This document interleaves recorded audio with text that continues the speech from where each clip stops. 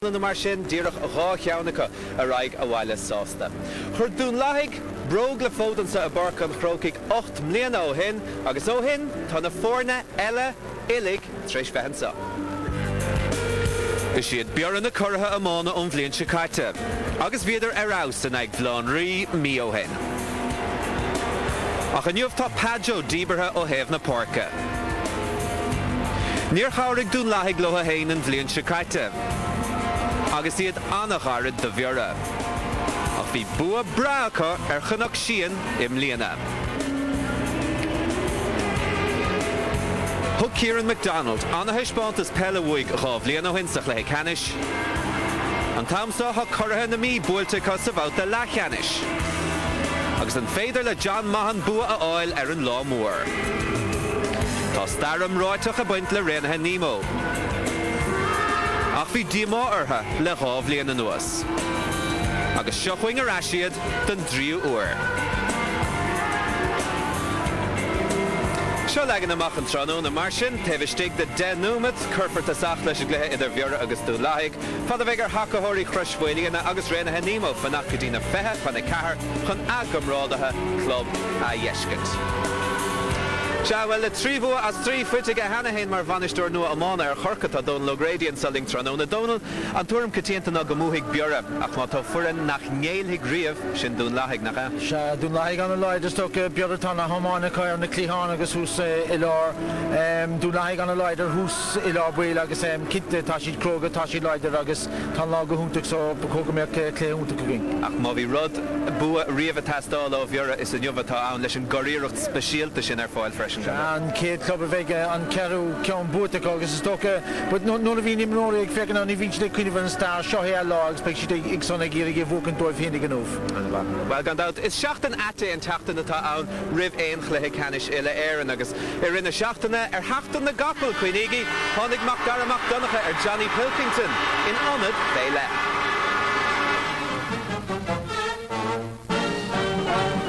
This is the week. Major week of gambling in both England and Ireland. Just in the bookies there looking at the horses or that.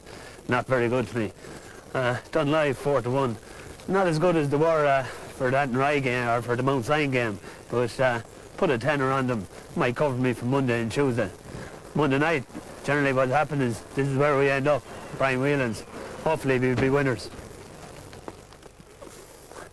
So, for those that don't believe it, this is the bar that done the damage for that Rye game. Fortunately enough, it didn't do too much damage to me. But unfortunately, Padjo won't let me work in the bar until after Paddy's Day. It all started here with brother Vincent, a Waterford man, well, a Cork man living in Waterford, came up to Offaly and brought us on. From here we went on to the community school where we'll be training there tonight, where we were fortunate enough to win colleges All Ireland under the guidance of Pádraig Horn, a former Offaly great, I suppose, what you call him, and a brother Dennis, another Cork man. So we've had a major influence in our hurling with Cork anyways, and it does show. I'd say Birr are very typical of the present Offaly or the 90s Offaly hurling. The Offaly hurling in the 80s was probably slightly more physical and the bigger men and that. Our major problem, I think, is that we played so well against that and Rye that we won't be able to repeat it against Dunloy. It happened in '95 with Offaly, where we absolutely played brilliant against Kilkenny in Leinster final, and we didn't even reach that peak coming to an All-Ireland. We lost an All-Ireland over it. Dunloy have all the cards in their hand, you know, at the moment. They've nothing to lose. They're in their 3rd or 4th All-Ireland club as well, and they're going to have to win one at some stage. It's going to be very hard for the Birr lads to get mentally right. But if we can get mentally right, I mean, we're going to take a lot of stopping.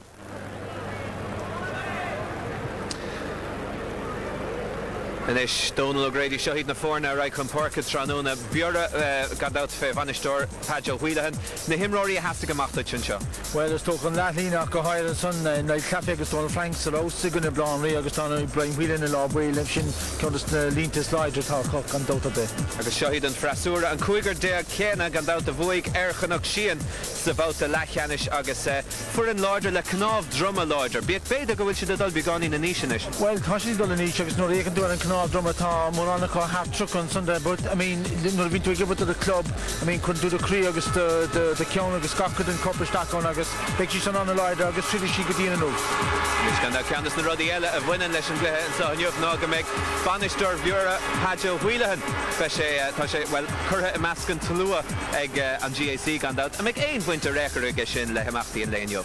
Well Brahanche I mean tá Padjo color stack sa stú nuf tá scoil shell an bark an omad agus is Peter Scrivian sin an stíl ban stíochtta tage but I mean it's cliché Padjo agus big sock the get that figure Shahid for in Birr Hanig and sub Harther Lego hin on der stacher a musk and out hash to leather ar maiden agus ganach no chamele no mar sin sias galor na tira agus the fechen suif na galor coffer on son dol gand out an tahi sin atá co leis na blianta de behen sa bark an Croke Carosha sin gomorloha Marabonan beide le rein fada Dunloy a cahig dul sheer gand out godi nocha sé godi nor yerin na goráder san sa chlé canish. Well kinte tahi vehan sa her an ochhaid vúr agus anna tahi ag Birr anna tahi ag na himróri vi ag imot le ú fáile comá Dunloy rein tahi ag muinte Dunloy comá tos gomintin an sola hentrum ach kinte tá tahi ag Birr ní vegén agla river ochhaid agus beg she'd clachta gomach agus son.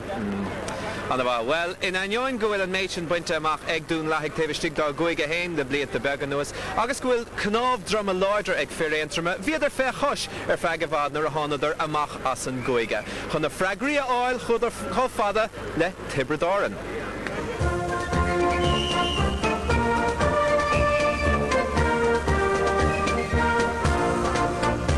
Hurling is as strong in Antrim as it is in any county. Like I've watched the championship here run there last year, and the way it was spread, and the passion that was spread in it as well. Like it was a joy to watch. They were so passionate about hurling, like they had tremendous facilities for training, like and they were willing to learn. That was the main thing with every one of them. Basically, all I was doing was beefing up the structures that was already there. I got the call from Dinny before Christmas, and he was talking to Sean, the manager of Dunloy, and he just rang me and asked me if I'd be interested in travelling up for a few weekends just to give him a hand out. And the first day we went, the players were on the field all day waiting to train, you know, and Dinny had told me that they were very, very keen, and he said hurling was every bit as good up here as it is down the south, so it definitely is, you know. That was our first final. You know, we had our chances. Again, probably Birr had their chances too. They were actually a point up towards the end of that game. But that's a long time ago. I think there's only maybe half of the team there now that played in that 95 final.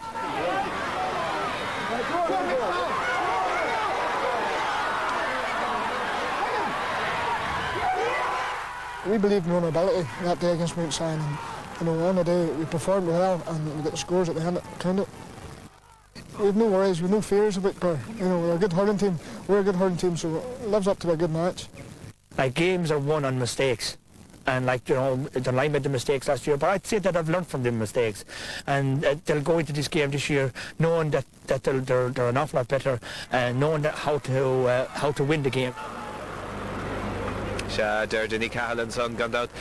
Is he an Iran a Yenig a Liad Batuan is Dochi of Uhigan Clehan Shahanyov agus be Gary Hanafi Suil agus Emar Chaptain or Vera Emilian Donald and Dahampla Harton Verin.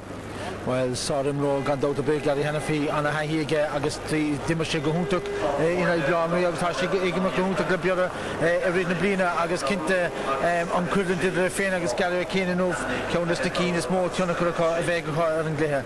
Sarim Ro Anamakon Every agus Relish agus Anoi Dirk big Gary O'Kane, captain the phone command to Dunloy. So she is so equivalent is more bigger than Barkin of Marvoon Gary, well, Tashant and Varco, Brian Whelan Dunloy and son, Marlon Marlar Cooley, ni fed more on or off we being Imrod and Scott, Agus Imrich Gahunta Gabiogoni, Kai Dunloy, Greg O'Kane.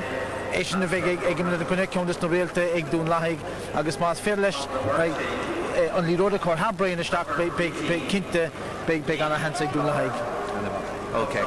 Nish Donald Sarah Mitsuskudi Gerlach Nanagus Magdar McDonagh is a Voska Trochterachta Tardoing the Hoor Conas a Reigen Clehan Sotranona. Well it's talk Imrori Bura a Roseman Monha Skill Den Skaka Toshna Kanilika Vekomason Beig gonna do like dan Tana Lloyd for the mas go make an bu ag Birr ach ní bheith mar an ón ag deire. Alright, well céim in inis mar sanúrach legatá le techt for drocht the read an gluthe mór ná Gerlach ná ar chaptain agus ar vanistor chomahar a glár agus it asach mac darmach donnacha. Well, by Ócáid Starrell agan an mor min cóscóran agus ag 8 héins na gal glachadóí ní droch jaúnt sin chorbe ach ag darin le an job má bhín torre dearfach agan by bútar agan by an capríomh búta ag bhorinseo borre ná bheith a géad príomh búta ag Dunloy. Well, an Nuriton go hahi atá ag an bhorinseo a fad agus cúigur díobh atá gimmert in the gúigú clifa canis ile éir in the globe.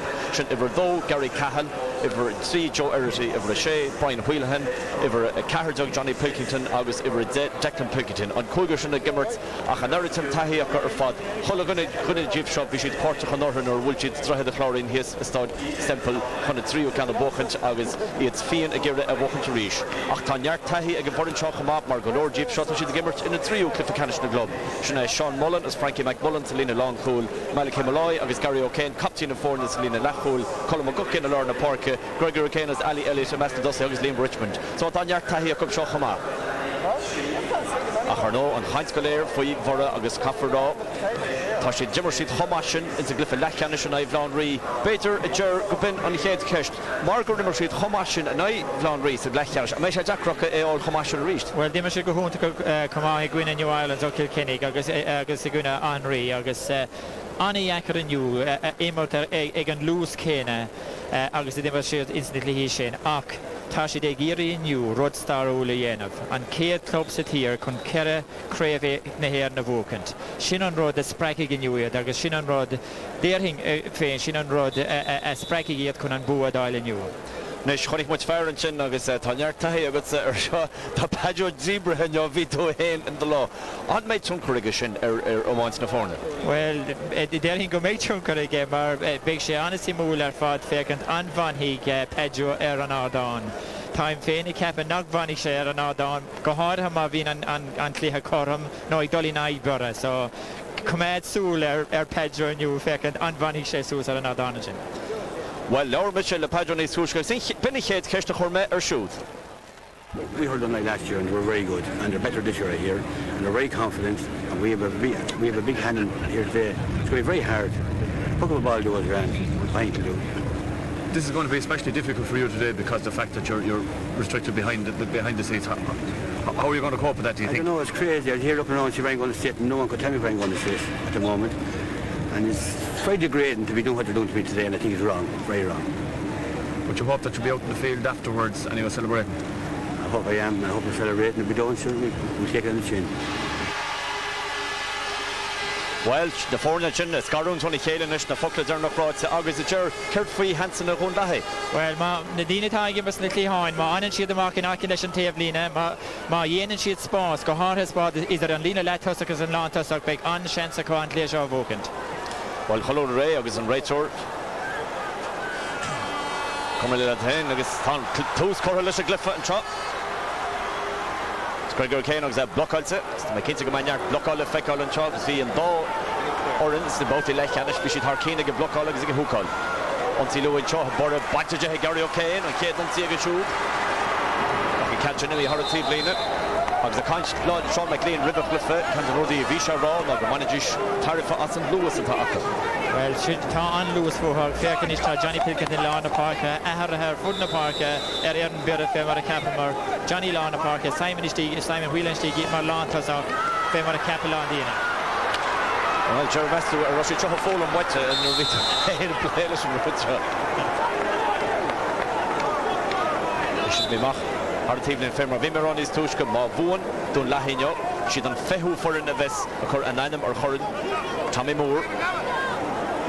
Cortú beag an trocha baint go imróir. Nigel Ellis an sílim gohfuil tá sé geartha déhring. Fu sé buile beag an sin san aig ach ní sé go gota rá donna bheith sé ar eis rís. Anna dí fola a gceist an trochagus. Zachariah sin beidir gúr an zera go harit ar chumá nach Michael McClemens tá tíochttasteach an áid mar anna dí fola agus idir dálín inis sin a Brian Wheelahan leis a boxír. Tíochttaach méile chúil. Watching Declan Pilkington. Chancy Declan O'Clehan agus an chéad scór go chlufa Canister Glob Pávéile sa trí fáte ag Declan Pilkington. Ibar dé a chahaige ach tá sé gimmert is just a gáneil clé. Well, bhí sé cainte fear ó fáile rih an clé agus dúirte go raibh Declan ag gimmert go húnta fad ag sa tréáil agus heispáin sé an sin có scilú agus atá sé. Mar sin na pucamachas ní mór an go rií an teoch mátá began í ben na brata a beidir gútí chuú le dún le hééis a géile. Tragan Liam Richmond Cadí se listeach dro Ali Elliott bainte de siúd Johnny Pilkington clúdú siar. Tarrant fad na talú bhí nimmert ar a talach Gary O'Kane agus a fáte an gomaigh Sean Undor. Sean Undor le Johnny Pilkington well cannot in Vic up past him here go the green mar in the session for Gary Cahill. Gary Hannafy. Machador Declan Pilkington a reach and come on caught to Jenny Jamie McMullen. The Pilkington the Jenny Stocker goal. Cheer shirt the Malik Malloy. But she forced Pilkington. He puts each again. He rushes put to Rawa. Stop Garrett McGee for Shamachel and Puck Shaska Kui. Or Hordon Coolin Hogan. There hing got Puck for here in the town. Go Rinog Kalisha there hing August and Raytok or Kaintel Dino or Dunlahi and Shin. Anna Riha father or Declan Pilkington a reach. I shall give a go home to August Kahig Damien McMullen smacht níos fearr come there. Sin an goal Anam Malik Malloy well tá sé caiintlis cinses which chun cart a buíomh runner. Well beidir began í dían. Beag an in dían ach bhí an tackle beag an in déana cumá. So tá sé tuairt sé déirhing gur ceart cart a buíomh thuirtá. Mar sin chance ag Simon Hoylehan. Príomh an Seán Fórne tá ácholalas 8 gól in déag scóra te aige go dtí seo an bliana as í sin bút is leige well a dro Garrett McGee J.G. Raskji Pilkington McGee Simon Hoylehan a reached top shot bull and Simon Ian to end what Tony's could have hard thrust on began in Dunloy. Well rinne sé is a slí decker. You know hepar a bhúla gart an céadú ach an nó a fórse an dar chance cuis sé hard an thrust ná. Lán tosí Dunlahi í dribblóid ceart an seo sa céad chuig námad. Sean Garrett McGee. First gimmers in the clip the Canish fiche blin leash no shot on from Mark Bedo. North Gregory O'Kane. Liam Richmond Gear Corlehe. Johnny Pilkington. Pilkington Ladlock also. Chancy Gleam Powerish and all. He butts a rash. Conor Cunning. Some puck slassa. Butts a shoot go hon lahe.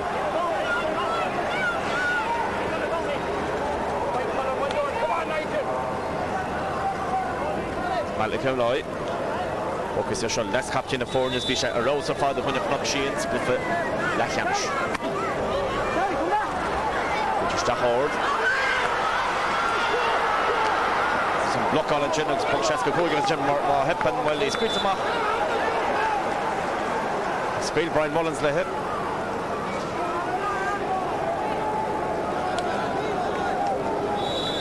Tá Liam Richmond rééis trasú go má Granby sé léró agus fórse an ceann sin cumá.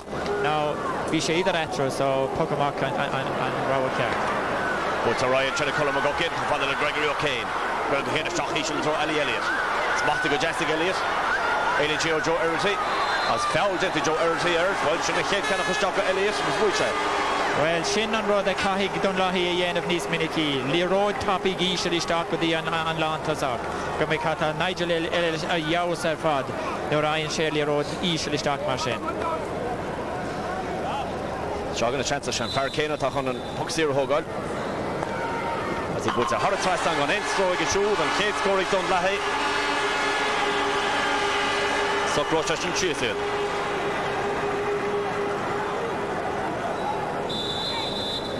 Sa táchtach beidir puck sir éascáil tús cliffe.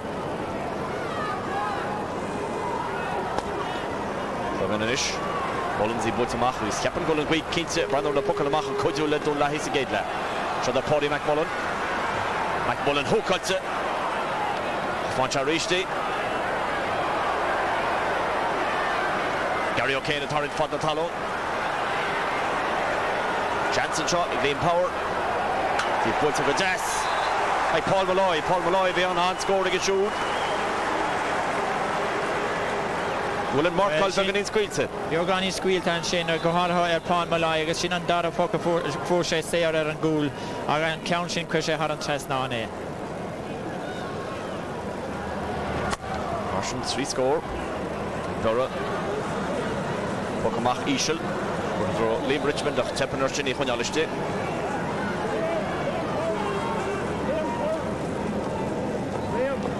Niall Claffey Hocus is sure who's Darren Chago will Niall Claffey Donald Franks Trish Clihana Arrow.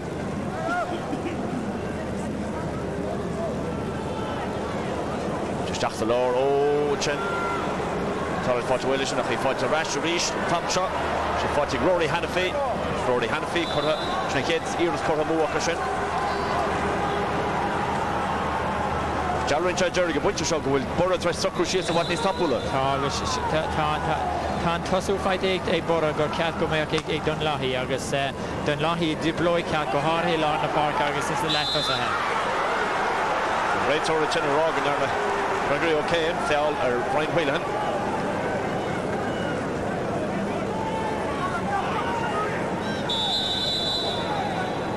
Beter for a torrent beginning issue. We Hanish Dachel drove with Simon. Gary O'Kane. He called to Gary O'Kane as he fought to Rashid Declan Pilkington. And passed the Mach of Father Paul Malloy. Japanese Machtor Gator, Tashi fought to get goal and soft crew of fought to get Jackson Cornell, Rashid Declan Pilkington. Forsig Pilkington is with Brew, Ashnaf and Trin. Damien McMullen. And Father Traston the Park of Ross of Essen Joe Divert, K. Wilson Ross. Gary Moore Hannafy Wilson Ross. Forsig Hannafy. Golan fought to get Mach Haralina on Cossin, Chin Genta, Colin McGuckin. Bhí seansa chana físio na fiocas suas ar géad éireach. Well, bhí seansa gé ach sinní bad níos fearr ó Dunloy inis. Brú fásta cá coracha ar trosathe Birr. Caithfidh siad é sinní dhéanamh a rís agus a rís eile.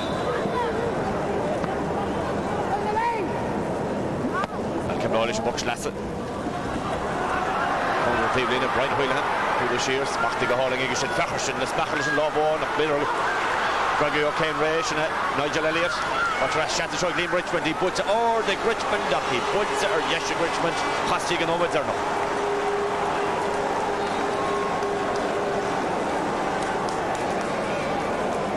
Dara Earth to Cormamu, Lahi, but the Ochno made cuts in Johagan. The Canishman on the globe. Log of hauling a Burke and Croke, screw a big grower camera. Gary Hannafy, Elincho Gary O'Kane. Passage Jochen Jochen is on the comfort of Birr. He puts again, he puts a hard trust on. Sinead, Rory Hannafy, Ashgate scored. Well, Sinead Dan Sherry's more town in new now. Gary Hannafy, Selina Lantostock. He wadro topic do Gary O'Kane. Agus tugan sé passage in the Rory, agus Rory hadn't trust none. Anish Gilul at fad Rory, agus Gary Anawa her fad, Conchel of Dyler and Leroy. Vertical is Nian Eid Ear Fellador na Gaile Tom Dillon or boy Craven the Hill neither Craven Shay Nigel Ellis again Rhys Machtul fighting in the Ariocht Traffer shot through Timpler Pass Sherry Bugny Squid of Model Colin McGuckin lab block on it Potter Rashig Nigel Elliott reached Pass Lava Mach it's Gregory O'Kane Gregory Rhys Mach the gentle Jessica Elo Horgan the wall Nish Tosh off with Brew like Barry Wheelahan from Gregory O'Kane force or Nuncy then a Bultiga Bert Bultiga and pass us late to go behind Niall Claffey Pass Lava Mach and Chen Correlahig Donald Franks Titchishin or Damien McMullen Harrington Correlahig Simon Wheelahan Clodagh Shear to Sean Mullen Mosig Mullen-ish Nimmer to shoot to Machta Chomon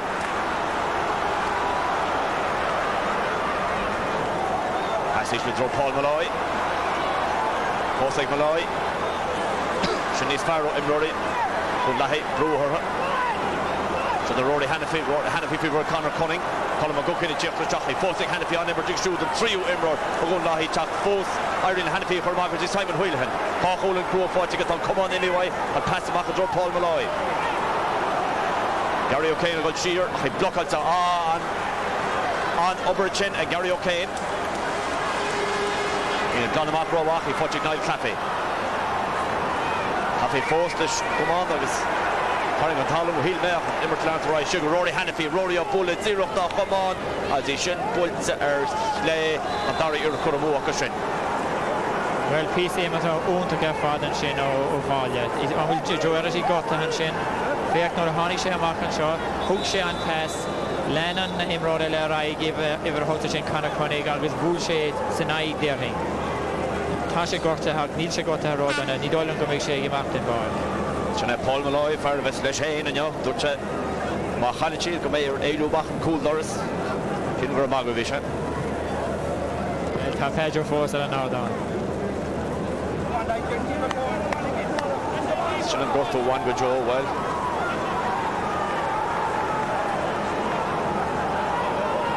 Well, ní len gearra I gist.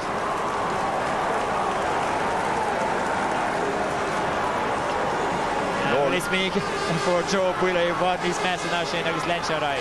Vega Pedro an sin. Hil me go Pedro Buck. But my Garrett McGee. Porridge Brewer sin. Duggar O'Kane and Gira Curly Hill and a hush. Ross and Johnny Pickton Conor Cunning. On a plan of Jenny Barry Wheelahan. Got you should have a team lane and team Well, botún múr atá dhéanamh Dunloy. Tá sé go léir ar bholach chéile stíg sa lár. Níl sé scape amach in éaca. Tá sé cosú le fuirin fé ceadeag. Gach éine ar tóir an slitar. Agus ba ceantó ag bheith fannacht amach na clíháin. Cinse faoin amseo a glyfa lechanna sin ag chunach sían. Bhí sin rudin cos le héna cúig ar glár tuis gáil nóid déog. Ní sin a dhéanana hoca ar nó sa mai bhórantá siad an Gary Cahill. Smachty go Jesse Paddy Richmond.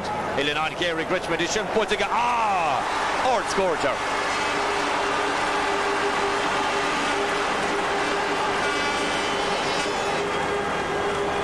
Well, has spawn Paddy Richmond is clean night to down in being a got him road in Scohe. Agus has spawn she a generation on Dave Lee na crochet Haran Tresnan. Turi she shin now Mish Dr. Dunloy. And scoring a shoot and fire for the cool on the front sheet. While Mullins should book him off. For Hill Paul Malloy. Simon Wheelahan. We were forcing Simon if we broke Sean Mullen on Immertic Sean Mullen, Vedger on Polish. He's fired it off on Lahis, the Kurma, and Gary O'Kane. Peter Ali Elliott. That fought Liam Richmond. Jack Richard to Ali Elliott. I was Joe Erlesey. Right to Robert Denham Fowler, Joe Ersley is Joe Imishesari Shilham. Now, can't let Joe in the shot tonight. There's my Joe to the first Dolgoma. Tom, my first Dol, Dutcher, but he make it to Dolgoma. Well, Anya Konikes, a clear Lakanish, Gwen Eugene Cloning, Visha Yausafat, Kamahagas Visha Real. Sean McLean, punished to Lahi, is cooler. While Spatial League took one ticket, reached her ball, Major. Gary had it be rehearsing go ma. Posting a ver more. Chance to get a full in. Obviously, put a hard trust on again. And it's a couple of orloch egg had it be Gary O'Kane. Shouldn't be around a gun couple of normal to him. Tashika hard chin, August Tashika Hunter shin, con shell of dialer and Leroy. Go hard and Leroy Senair. August Tashi, knees tapula, knees here than Gary O'Kane. August Gary dribbled in an eye. Lena Lahasach look for it, tries cooling it all on the birds. Right wheel and Love on the Rory Hannafy. She posting Hannafy Giriardo. Paul Malloy Curlehe.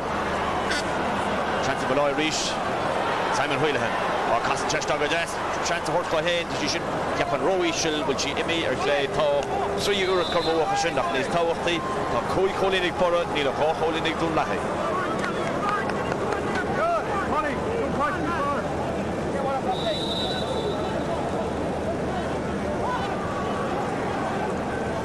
Noch le ballach steach sa géad le na réirús. Níl an clifa trish. Teach feige hén go fólach. Níl an máint le romid a súl. Níl teach feige go fól. Se Colm Gockin. Baint a dehig. Johnny Pinkerton fátar eise Gockin rí seach a rí stelle baint a deh. Le smechan na bega seoita imróí bhar a se intach. Tá se go hónta ga fad. Fiúháin nó raon Dunloy an Leroy. Tá se ten se andachar ó é bhúla. Má tána flix an Cománig chattisteach agus is úntach í dína mar Johnny Pilkington éáil agus an stíl mar atáá. Ó maint fear ag namúl. Conor Cunning i gírí ordú, tepan ar siúd. Watching Gleam Powers, Matthew Jesse Declan Pilkington. Pilkington rohur dinna búltige, Bert búltige, tá sé fós an nach an tanse an réitú rog a nechas sé roa dinna splíróid.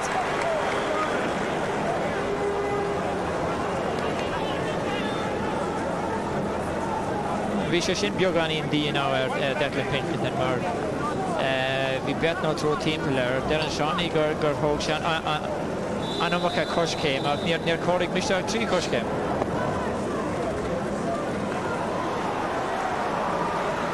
Búteach éis le general le coniú Alieri tír tarint fad na talón agus í tappi. Fíor char a tinnig. As í choramach puck ses go cúig bhí an chance a tinnacha. An chance go Joe an sin ag Dunloy.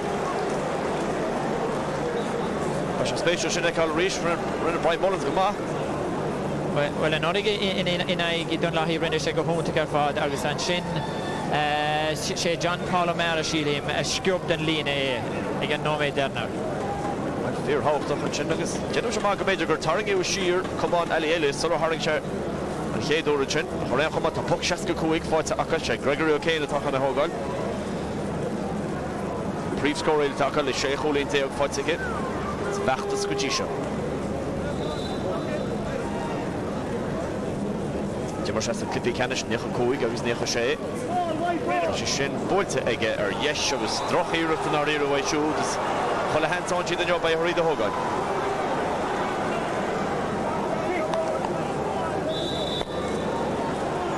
Puckmach Butch Skippy, Brian Mullins. Mother Brian Wheelahan. Fighting Malachy against Malachy Nish Trish Afro. Tries to D. Clay Hunter. And it's Paddy McMullen. Now Frankie McMullen. Johnny's firing it, Chapiner, Gregory O'Kane all. Colin McGuckian. Bunches to the Barry Wheelahan. In there is Canty Kane if we Barry has been Bertilla on Ephraim to Birr. Fighting a hint of Declan Pilkington. The middle of one or Jello Fowler, well, it's on Emberton up the right. Martin Curry.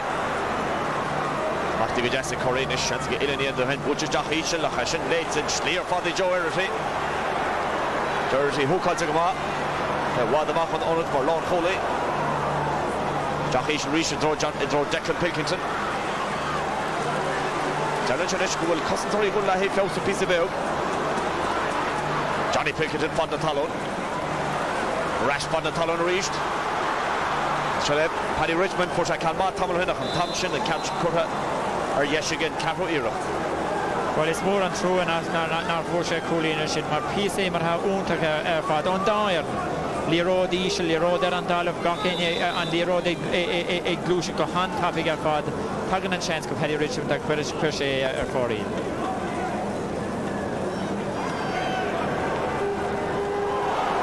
Jishen August on the Leg Borough, August on Lewis, Joe Choppy, Rory Hannafy.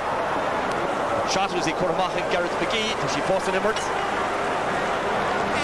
Towards both on the one Lahi, Traston and Parkett. Porter Durrett, Paul Malloy, Drocham Waishood. Chancing a long holy Tatamach as he put to Mahagel. Currently out of score now go on Lahi is a good for shot. Schleetop, Cousin Tory Birr Gimmert special. Fear Yakro played score all. Johnny Pilkington to Curlehe, Lorna Parkett. Never to chin, like Paddy McMullen. Mullen is stopping drawn. Nigel Elliott and from Nigel Roberg, the Breher Kinmarsin. Johnny Pilkington is a lad look out there. Ross is Liam Richmond is Barry Wheelahan.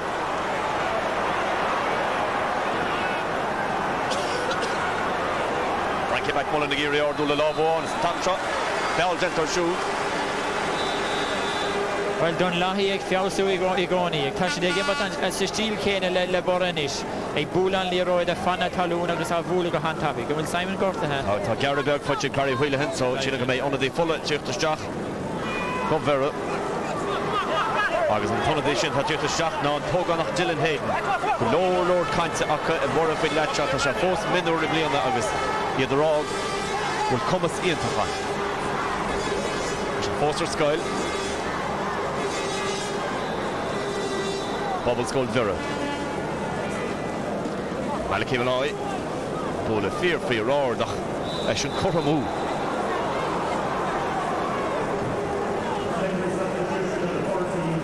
Cúigiú iireachta is cut a move Dunloy. Corlish, Nohrach, or Hur, or Barry Whelan to know by Ganzina were shoot. Or Hagan Charash.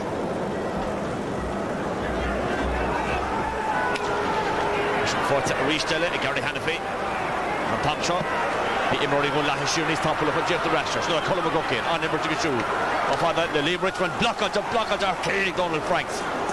Irish, he heard Father Talon, Gary Cahill, it's Yachtamach, Sean Arrell of Nick Hapoy Brandwer. Gary Hannafy reached. Father Talon shots the Lord, Simon Wheelahan. Oh, Curtin Roy hauling Simon Wheelahan. Go Liam Power. Nish Liam Power and Lena. Three Vader do. To she force again. Concha Honey Hurt, Shagir Ado. Paulie McMullen, Iron Lesh Dulty Vistidze.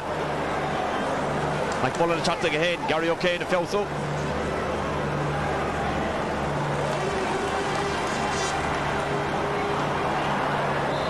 August and Puck here, and puts it. Shahagan and Blockson. Skillian toch, come on, Bristol.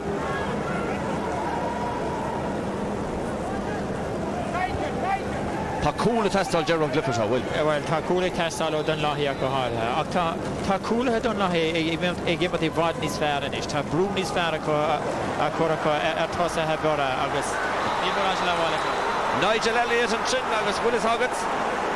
Peter Garosha de Chart Squealer and Emberton Thompson. Well, Peter Kinneville Jennick Shawnee McMahon nach being Leroy to the law of Jennick Ali Elliott. Then Yadok shades it. Peter Garshanter Cool. Well, we chance go cool Patreon and Head and Rate or an Edog Wadroad Lou and Shin, but we an Leroy in the law of Alistair Elliott agus chance get cool on. Well, he shouldn't put a hard fast on. They get very hard. Ali Elliott on this. Doris scored against shoot. Arish, Sut Mahanager, or Hortfield of Manchester Wheel and Rugby. Puntosh Lucas Murray Dogan Shep. For number to Rash. Well, an 10 rod friendly Sean, he'll have gone cooling etra. You know, on Nimmerth Golea they take Bora, Nil should have gone cooling Contasi. And Ish Gary Hannafy Arish. Barrett Gibbert Harkin over Fod. There's Nihe Killer to put against an air. If we grow and well, Fjall Genter, Colin McGuckin, the Colin Sauce to the Kin and Rates or a to tip here got Imror. Shades for Nidog with the one to Barry Wheelahan, Tanka Rash or the Bork, Ganzi, Everett, Sriachanish, Achaha again. Well, Anna Ruhar and Shaw, Gary Hannafy Arish, agus Ta Rekka Yen of again Shin, Selina Ledhussi. Veran Share got the road that I chopped, Rihan Shelish, agus and Shin and Dina Kalisha and Townshend. Transition Simon Whelan, he shouldn't have he puts or the Simon puts a hard thrust on. Doris scored a shoot. They don't Werner Rish, which is shade 3. And we'll have a chopped and Sean. She didn't go with Gary O'Kane, Dolamarker and Clehan, agus go will Iver Kuig and Shane Malachy Malai, Dolanish, Gary Hannafy. Mike Claffey block out it, fighting Nigel Elliott. Imichi and Thompson. Should have Rory Hannafy. Jack was finished with reaching the hip Rory Girra Leroy the Ordo needs how they the pointing in the Veer. Stop Aishli Barry Wheelahan. Zohar Simon. Simon block out to Hurricane and Sean Mullen. Patrashik Simon reached. He don't go to himself. Father just to the counter. She forced Connish this in the Mertz. Tashimer for heel. Tashimer for heel. Fairker and Merlin. August Nieken and Ray Torre.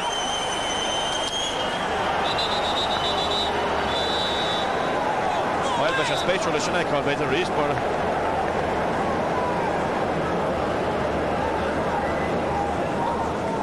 well, Neil Folk roll Andre Simon and shot. Hagen Shea stock now. Anyaki Shea Haran Lean. Well, need oil on Anyaki. They don't let. He'll caught the ball under there.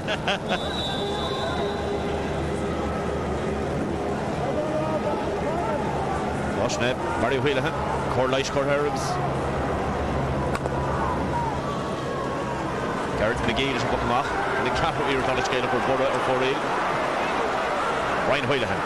Pass Lava Stick. Oh, Gary O'Kane and Jenna Birr, Ryan Wheelahan. Tries to pass the horse. I missed there. Hing up laser to me. Portabui took and chop. The Lacholi Lord on Lahi. Well, top. Shawnee Scream was against Benjamin Hutcher Jenna Nothers. Cahammer Roger, but can't talk on to the Shinlish. He's top pulling on Canada for Valley Cable Line. He's so good. Be counter, Tashavisha Tilty, Vadney's Munch in the Gary O'Kane and Marriage and Count in his Lohan. Well, how much of them pucks here? Brian Wheelahan, well, Brothers all of his into Corhamu again. Well, Christian Countin and Moa and Lena Latvasa, Donald Franks, Brian Whelan, August Line Caffey, Tashi there Yaus are father, August has smock dang and fighter, Coir and Lena Shin, August Nilain Shellabon, like Dunloy, is the Latvas again. Garrett McGee, Reach through Street and Lors, is at the man, the Lord going to puck on the match, so go through Street and Lors, Neil Moore and Dolphin Keen on Yannock. Frankie McMullen, Malachi Malloy Shear. And draw Colin McGuckin, Johnny Pickett in the lanes. Nigel Elliott fought the talon.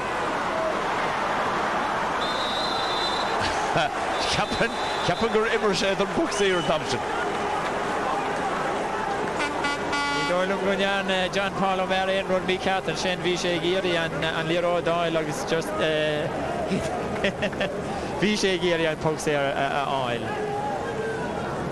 Trudem Gargamaga Laham, Clifford Nachwiller, Hoshikins, Neil Chatrish. Chatrish, Dusha Horriba. Puxie Nishig, Ali Elliott. Shishan Butch Ishigler, when Shishan does draft the pool, he fought Gregory O'Kane. Kenneth Wheelahan team puller Costa Jesse Kane, okay, Butcha or Yeshiga. Shouldn't Sheo Ear to Cortamu, Kashin, because Nife over Kurtans and Marshanamu. No, fair. The Shea Kurhamu, and we'll any at Kurhamu, Igbora, Godisha. But Takui Kena, well, now, Sheelan Fain come on, go corner Guiheg, Don Lahi Saked La, Matan, Pokamak, Chuck, he brought his father now, Pokamak, Brian Mullins and Shaw. Costin Jeet to put in the Feckle of Brian Wheelhans and Hamilton. Eva Hasulin or the Lone Varkena. Shaw going to reach it. Which is just a Gornell. Pop shot a right or Rog or General Fell. August Begany Nasa Intition Trohider, Paul Malloy.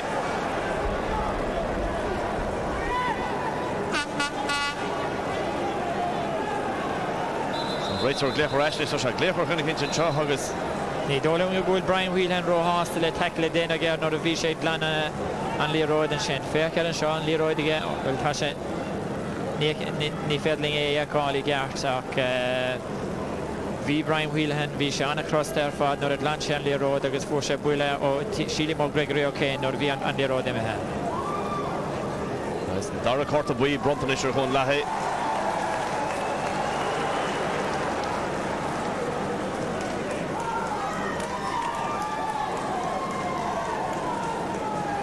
Brian Wheelhan Farrell Gimmers in the new Cliffy Canish Deo Idir Gopper. Oh, Hustle Jimmer Shake Head Cans the Pubble Cliffy Pubble. Shoshanson Ishing, Grehar Simon, Bernal Lidus, but Gargamagala, Shinjati Ganen, throw, Dara Puxi here, Fudging Shoot. The Cream Turn of 4 Nimliana. Nishta Kerachol in the 4. Now, Neil Dunlahe Gimmers, few in Zehu Hutma, the Jimmer Shade, the Gunyak Nokshian. Well, Neil and Shensa oil come on, Mata Brew Foske Cor a Tosco Har had Tossaha, but Bura or Cool Habora Tossaha Dunloy. Honomed Martian got on Brescia in Row for just a gate left, but a relied Honomed. Orange Crew. We put to Gary Hannafy Gimmers aroused for fun. Tries to get fought to Gama, Frankie McMullen. Being hustled in the Janek Frankie can't fear Hoch.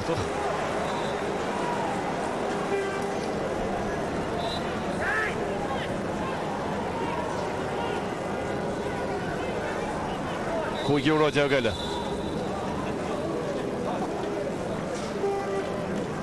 Malachy Malloy, Titchy Mela Cool, Joe Erdy Limbs.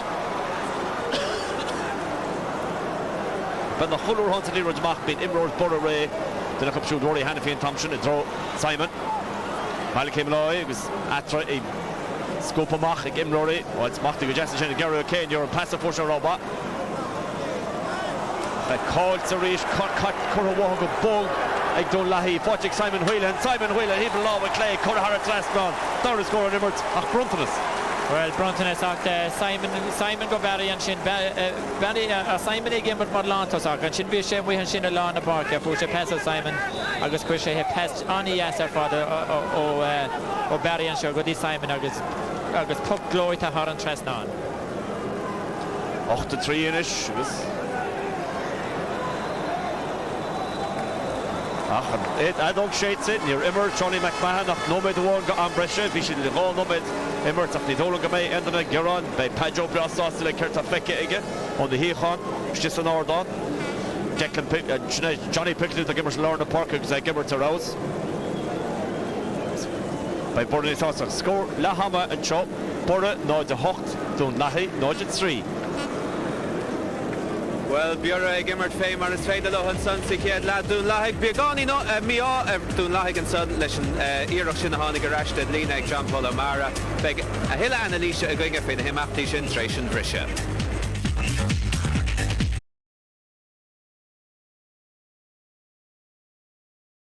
Beidir go bhfáil sé cúlan sanach de gleach sé leis an gólín. Now, seo corcinúnach a Púrvík tastal go géirú ag an omsan agus de Cúr Brian Mullins amach an san de 60 goig gedere. But cinnte dá de bhí an cúlsin ag tastal ach ní bhuair si déir. Na seo an cúlíní aimsig Paddy Richmond ón Glíán agus a ríist, I mean, tá sé tréis cain a bhad níos fusa ná sin a chur ar stray. Well, cinnte Paddy Richmond cúlínúntaach ach fór sé cúpla seans ribh sin agus de cailtíad agus an ceann tionis beidir seansa con son well, dúirt an multóran son gur sé me hanna lína cap me féin ach raibh ach Birr an son a méid spás, an écan dúna na clips an son a méid spás a bhí go feic mí ríist an sin chance den a cúcáil maithe an son, but ní dócha go raibh an líró dimithe rinne seanna maithe chuní a chamáid isteach agus ní bheith go cad a hálaíocht tá bhaíoch sé ach well an cinna bhí déanta go raibh sé fóréil agus sin cinnétóra go deire ach go dtí so an ó Birr a bhaid chun níos tapúla a bhaid chun tosa go ag cruthún spáis agus é annach an póirda go an líróid chunas gona Dunloy. Beag an chéad denúmat sa dara leise anna háchtach ach cad is féidir le Dunloy denmh. Well, caiic dul isteach go bhd níos leid Birr bhúil an talamh beganí níos mó tackling íon of níos leid an níos tapúla beag si ag muta gona na gaoithe cumá beag cóna gaoithe ag an Birr seo tá mar le fatá upil battle ceartachá sa dana le. Okay, well tá troch an númat fága chun an tíidir sin na chasa cíhi míad an Nairoig lotha tréis na bhógraí.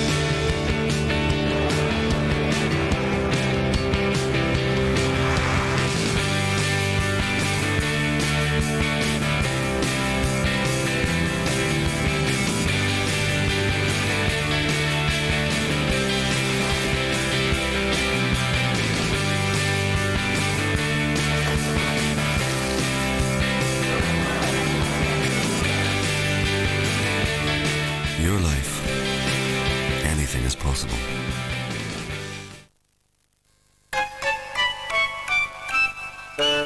Ronan! The gardening season has begun at your local Woody's DIY.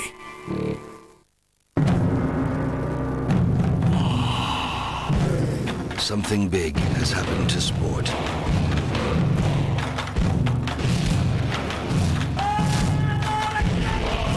The new 1-litre Ballygown Sports Pack.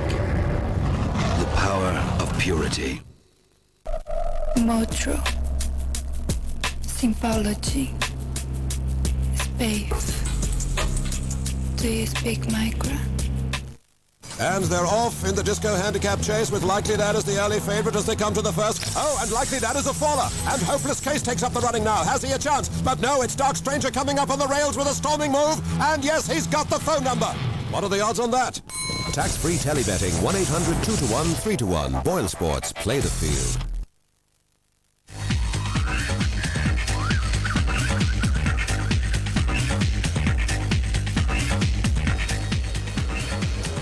Well, mar recinn sibh slú as a bailú isteach sa Birr an Croke an taobhíochtdruach de ardánaí ógáin atá roingin sa ag airí lán golóir inis agus mí a súil go mór gandát freisin leis a gluthe canis pelle a bheith tosnú ag a fecha chun na cethair.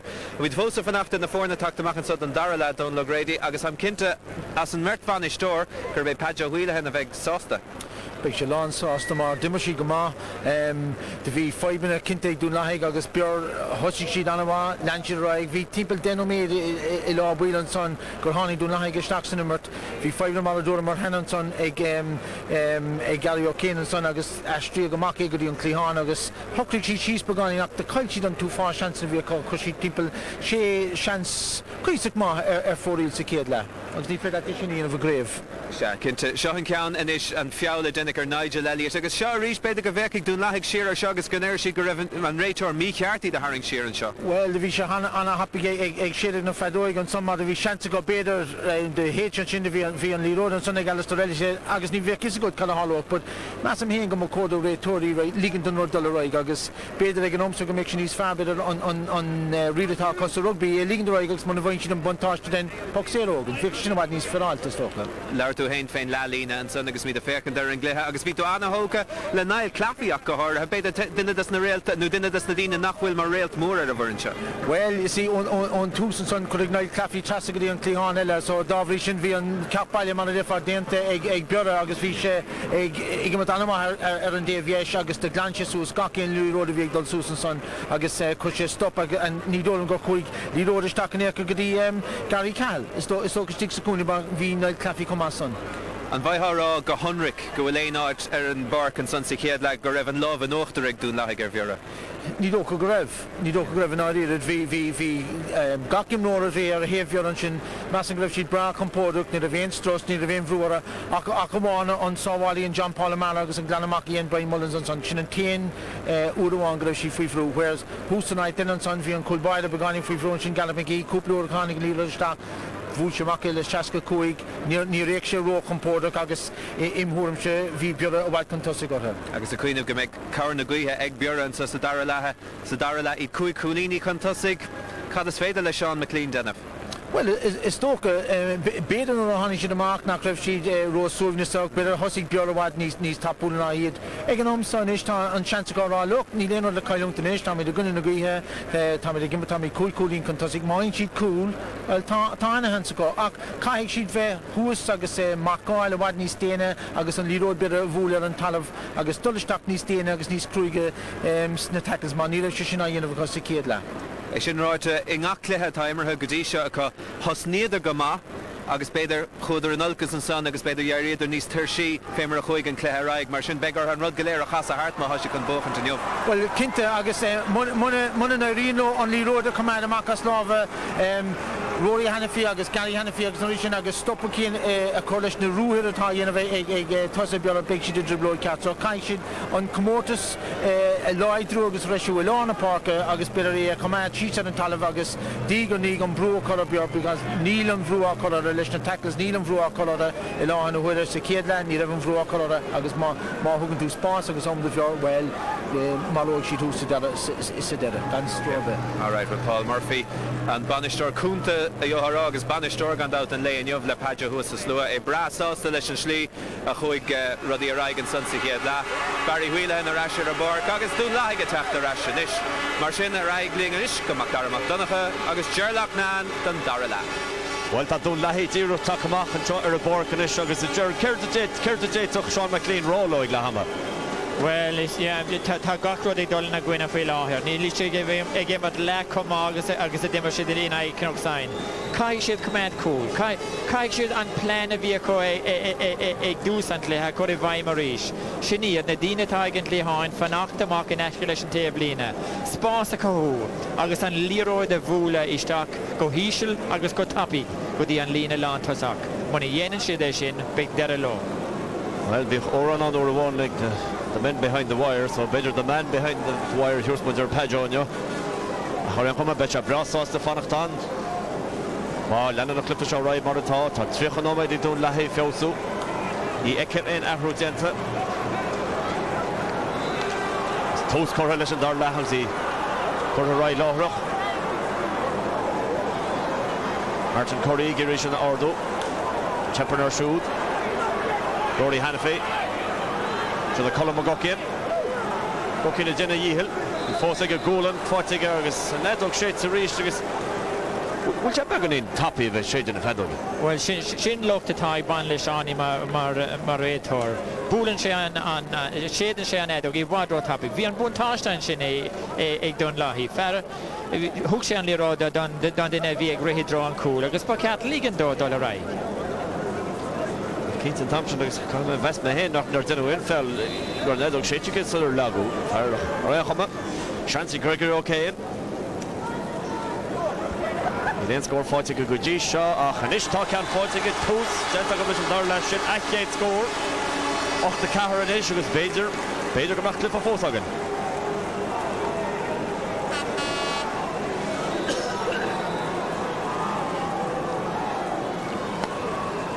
Ryan Mullins. Special Nishkin and Pokemon Dol Confatis the Hoy can Garrett McGee's again. Gary O'Kane is Nilo di Dol Commander Gary Yohasavi. Laudernoch. The Paul Malloy. Drop pucker stuff to lower. To the shirt on Nigel Elliott. Pass him off and throw. Paddy McMullen. Paddy Rohostel and Passion. For Simon Wheelhan. Grehar Barry. Shantic Barry out of score. Vision fight to come on. Garrett McGee. On Vassar Bernard Barr. Oakshaw Huston Entrum. John Paul O'Mara. Imichi Horish.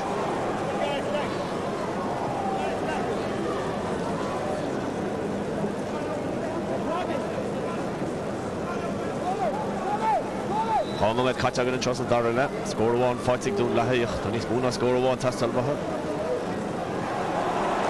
Gary Hanafi. Passes Jachach. On Chosin Genta Gary O'Kane. Still Limmer 20 points away. Minica lowers Egermerts, the Dunloy. Joe Erity.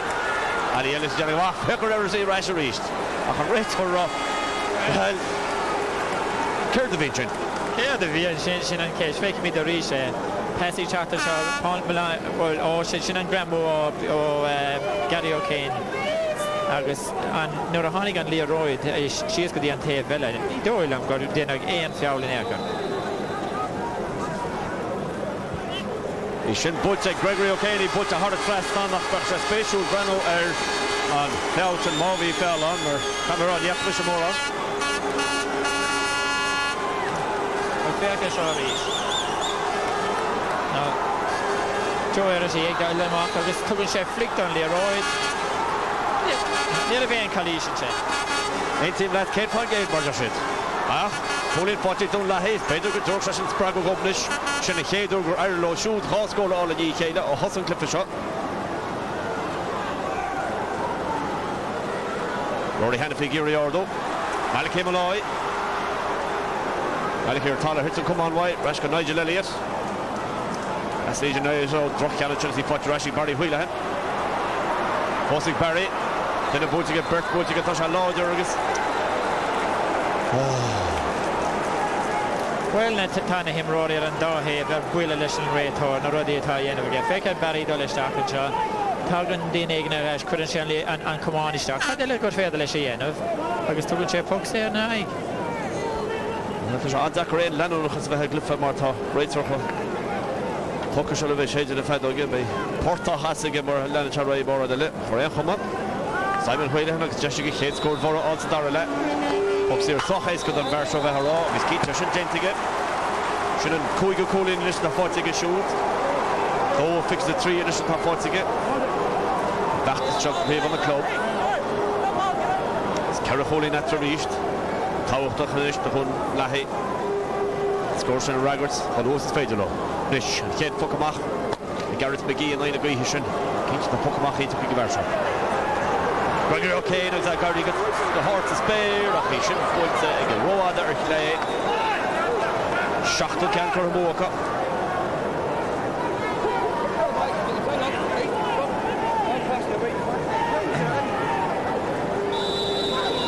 Wel, Gramu hwnta gyfi ar ffadda sin o Gregory. Ac nôr o fwr se, ba ceat o e res nhw. Rhan e a cwrysdach sy'n y cwnian sin. E cwr tresn yn y parc. Rai mwns yn bwc amach. Hamsin, Hebber. Gary Harris, Niolach, gentleman mach. O, gentleman go hauling ag Declan Pilkington. On immertig y siŵd, y cwyd y Sean Mullins, ma ha job gyro. Watching Johnny Pilkington. Gan eisiau ys Jackson Org, Rory Hannafy. Eileen Hannafy o hwnna, Eileen Joe Verts. Tras go Gary Hannafy yn drahor. Golan. Rúa fáte Gary Hannafy. Gach sé spéisiúla sinna ag cad a ríist.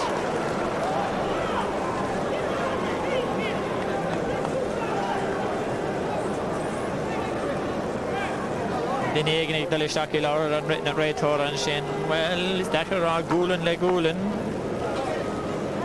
Ní dóil an gwyl cát a bwyd tilfe gan sin. An Keith yn eilach, tá sé fátegus sinna tríú imrornis o hwn lahig yn cort a bwyd fáteacham. Damien McMullen agus Malachi Malloy, Wallace and Gregory O'Kane, och Shantig Simon Wheelahan. An dá chólín sin a fordún lahi. Derech or lóisiúd, a sin déntig a siúd gan ein stró, séú scór fátig a siúd. Agus an túrsvík dún lahi sa dar le, tá sé ídethe. An is bhfuil imor gortaí an seo. Declan Pilkington a dar gorta sílim.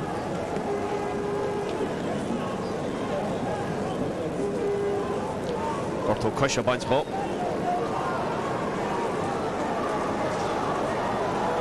Sinead ifigi vorra.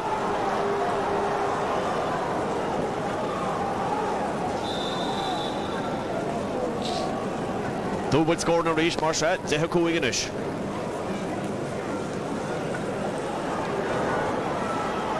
Johnny Pilkington na Giriol, Colin McMullen, Colin McGuckin, ní tá fada go leor. An Vlockall in Gently Conor Cunning. Harry Knight Claffey all Larry. So that Martin Curry. This should pass this chip. Benjamin Ulti and Gregory O'Kane. And pass to Michael Curry Reach. Curry in this one. People over Clay. Jonathan Green. Muggins Fusha on score.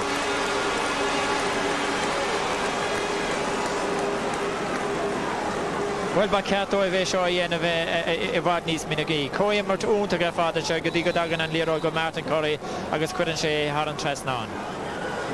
Mar sin deithe sé. Braham goil méid goil immert goil lahí feosa tá sé luan is fós a rách. Tá ní spú bríl in a go dimmerthe. Se dá Nigel Elliott. Pass and through the late egg. Brian Wheelahan and Tiach Trust to be Gary Cahill goal cheer come up. Wheelahan heaving along with Clay. Stachel Drogra Horace Simon. Merchant Gramming on Tablina. Puck Schlesser goal Stach.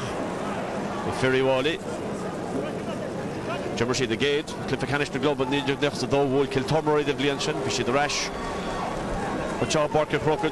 Three being an Iashin. Be coast go egg. Faster and to Lahilon Lawson. Which is the Hammers Kaheska. A rash wish near Kahocht. Which is Sarsen in the Galiva. Gone more on straw. And Norha which is the Chlorine in the Galiva. Or each gone more on straw. In Bliana. Tadu Lahi enter a rumpa. Ashen Fotch go hit to Conor Cunning. Cunning is Shach Ashel. Or school to Lego Jastin Chin. Paddy Richmond. George Ray. Potter Rashig is of Barry Wheelahan. She cannot ho Emirates hush simply and ho heftig to and for reach the restelle. So that Paul Malloy. Malloy falls Ernunzi with Jimmy Roy they get to she took her Roy they captain. Chanting Sean Mullen Kulu Shear Fair to Emirates Maganor Camero. Dohul Lahi. In the hard table in it. But not the no with this Jack Hogs. So that Dylan Hayden for the Vieste or fact he has Stephen Brown. Stephen Brown are going to start.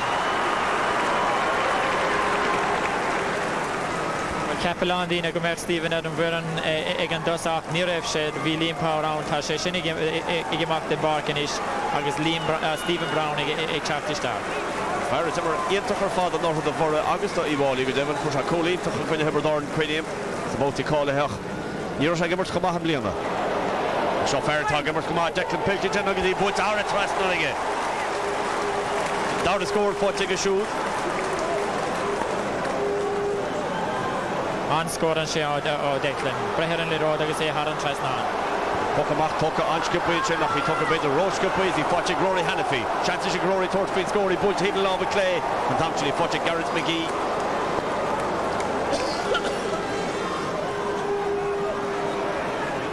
Fachrí sinna Gary Hannafy spás ag a Cosna Hart an íireacht a bheas agus í curad cuil díireacht idir na cúlaí an dar scór fáte go siúd. Well, tá bora I bhd níos fearr na Dunloy a go dtí seo bhí sé aníachar orthu bean na mór oscailt. Níos tá sé ag oscailt an bean sin agus Gary Hannafy ag éimead go húnta go fád. An dói agus séanis, captain na fórne agus tuairt an tróir. Martin Curry tarrit fad a tála na fecha sin, bhí trúir mór a fanacht. John Paul O'Mara duna go siúd. Teach a dró, Paul Malloy. Malloy chur léthe, fad a talún. Caddy sin teach ó pasáil seo Gary Hannafy, seansa cólaigh Hannafy níor bhúlta fiún carahút más bháile sí bhúla I Garrett McGee, cóide Garrett McGee, Simon Whelan ag éirí ára trasna, seansa ríise Hannafy agus McGee a ríise á stoppa, or dimirtí go gúlbára. Bhí an seansa sin ar chó. Well, bhí an seansa go mar pas únta go feice mí do ríise an cúlbára gorta han sin hála rud éigean dá costaring ach pas únta gan sin á Paul Malloy go dtí Gary Hannafy ag teachtasteach. Ná níor bhúil sé róláidir, ní pog róí a bhí an a bháil an cúlbáir ach go ríis bhí seansa ag bora cúláil an seo ríis ar a tháinig an léróid ar eis ná a bháil an cúlbáir ag déirhin go raibh sé ag dul fóríl péiscéile. Im North his gortí fel áthnis agus sin agan well cheart aidir bhí sí dulach níidir sé dul sa chance. Ach tá rec á dhéanamh bheith Gary Hannafy. Tá sé ag dul timp na parc a Machilán na parc an sin bhí sé I stíg sa lína féhéan an sin ar a fósa an pes sin.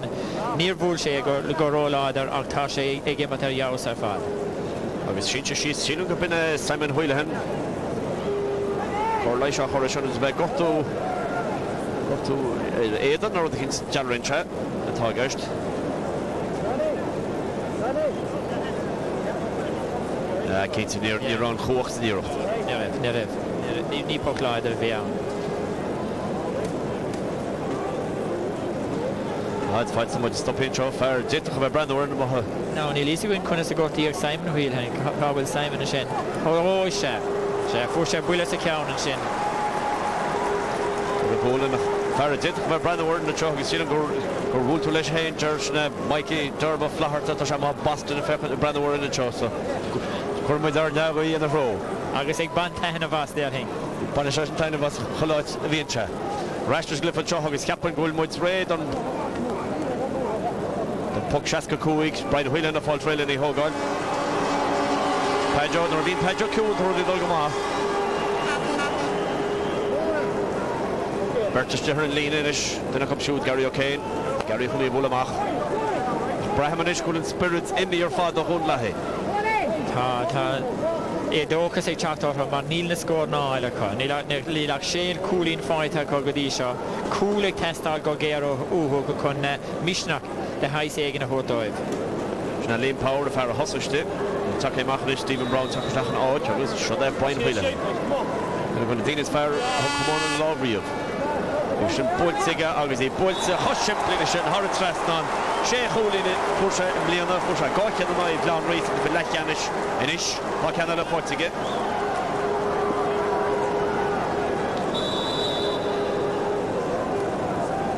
Tríd agus sé inis agus é Brandon donna go leir cheapan ag buinte seo ar an túisgart. Targin sin na Martin Curry chuga deasa Brian Whelan an túú sír tá Ali Elliott má hodasa. Chancing Elliott I bóla agus é sin bulte go deasta go dtíirte go busta scór deasta Ali Elliott. Sin an tríú scór tá Portige siúd. Nílóra. Well, scór an ESF fadu Alistair Ellison agus tá Alistair go hanam nóair hagan an líród isteach go topic agus go híisiil dá. But níl sé sin a dhéanamh minicolóric Dunloy inniu. Gary Hannify léim se tamsin Malik Imroy chun léthe. Alan McGuckin, ní sin na himí Harad lína. Puch nesaf is annach is ag Dunloy tá.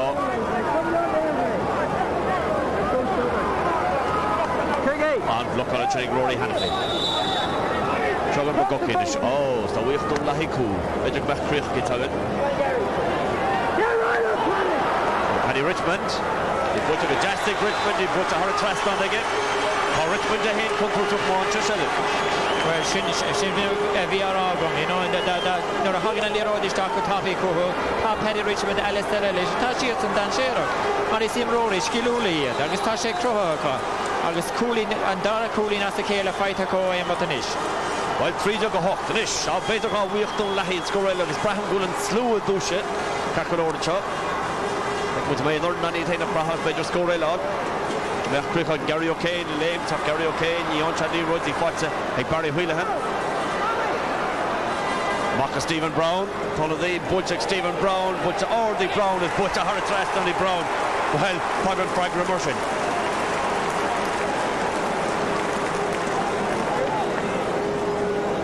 Well, Imróí sé Stephen Brown agus bhí anúnáring nó nach raibh sé a bhuiin ag an dús a cúlín áling feite ag an déobh líon an sin. Agus tá onadaí teachtasteach ba Eamon McKee teachtasteach an áit Conor Cunning.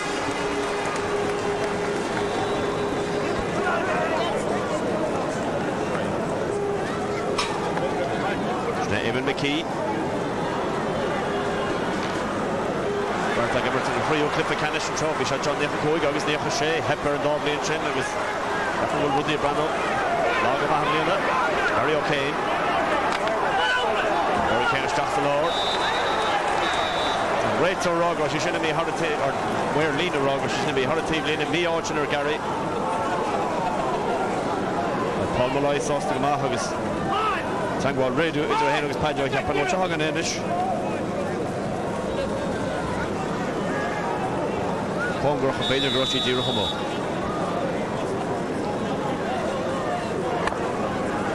To Rory Hannify. Dave Richmond. Hampton. Gary Cahalamo. On task by Jules Stocks to goal. Listen, Jeff Bruce is high on the best in the occurrence in Rory Vorderstock. It's could win a pass into Marie Bundahi Vorderstock. Reached Chelif caught to Akon. Patrashik Simon Wheelahan. Cloud and Simon Wheelahan. Reached in it. An skipper í séide.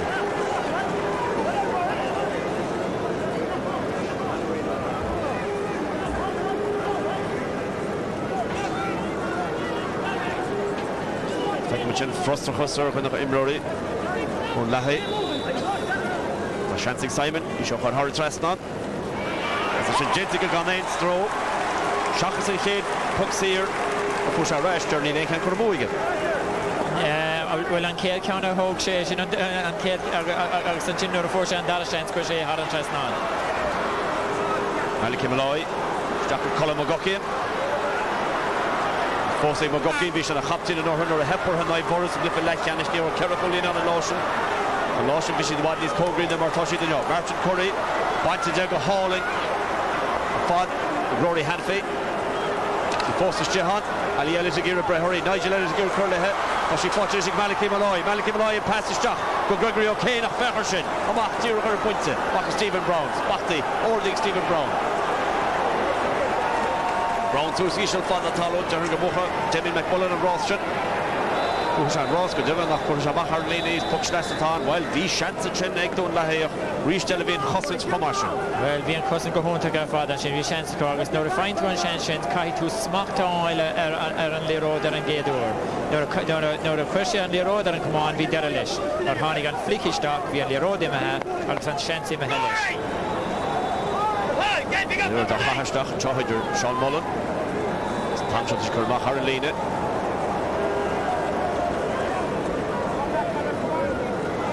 Éanú mai déag fáca mar sin, 7 gól inú de fórne, 5 go 8.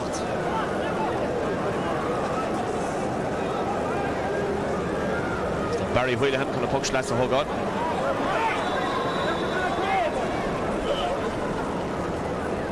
Búlsa ishe leige, blockalte ag Cody McMullen. McMullen frí Brew. Báte gur an dara iirecht, magan Nigel Elliott. Bowler Franks, fair tá gimmers goma. Líne, just a Jack Rock chaos bora nachhfuil a gimmers goma. Well, agus coimot únta catú cumá. Gach céin ag déana bheith seach níar don globinniu chun an rud starúil seo dhéanamh agus is fuireann únta a fadíad. Chulachhanna an cúigur déag, Jimmer siad amáint hintar le Iwali Amachins. Agus cínte ceam gan fórna club is fear riamh. Sin bute go deas. Paddy Richmond ag Iriáil. Congrach an tíim líne, Paddy agus í chormach ar deire, Joe Erisi. Bug sleasa bheits an isteach tá Nigel Elliott go amach.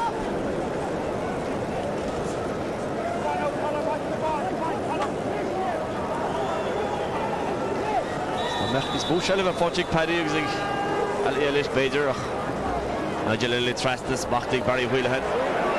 Barry fad na talón an Ross idir Paul Malloy agus Gary O'Kane, Buttig Malloy, Ethan Gaynor, Colin Shay, chance of Gary O'Kane, Imici of Gary O'Kane, and Graham nachfuil Gary O'Kane ar a chumas Corribenio. Deall dentar Damien McMullen, a bhí thugad go tap innin. Hama gimmocht an Seanis, soch, skippi. She made a hole. Reached Bert Shearas, Bora, Clodach, Brian Whelan, Castle Chag on Aldora, just the lower, watching Rehard Barry, lower, representing Barry. Nigel Elliott and passes Jocko Gregory O'Kane. This good chance. Reached. Care tired. Lisa go an rétá se tá si go thú fása go fád. Éonú ein siad chance chuann sé stop leis an léir. Fécha ar seo. Chance chu cúláil, siileh ag Gary O'Kane dolisteach agus búlann sé a séidir sé an édó. Ar chóir dul bhí an chúil an boxíir. Gan áras. Ní léon seansa chu mná siad cúil. Ní léon maithas I gúlín in is. Tá siad seacht gúlín chun deirg. Ní leach 8 gúlín feite go sa cléthe ba ceató an íireta dhéanamh ar cúláin. Well, Paddy Richmond, fairtá gimmers má tachan í thógáil agus cíntes cúil atá rinte aige. Dehin gúil sé dul faoi cúil. Agus an íirecht. Which is agus stoppi a rís agus stoppi a Dernig Brian Wheelahan. Tá sí fóstáin Wheelahan an sinná tuairtamach a chuidiú leis Niall Claffey.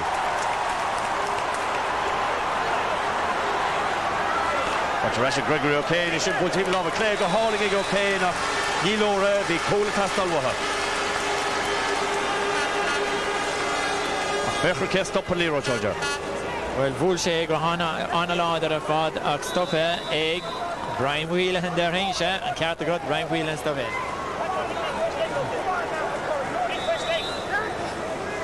Well, nach go bhaintach an tamánaí é. Cuoine mar Jimmer sé mar 9 tro cantar na cliffi mór an 9-8 cliffi lechanis is rinse sábhailtí tá focéirí chumach.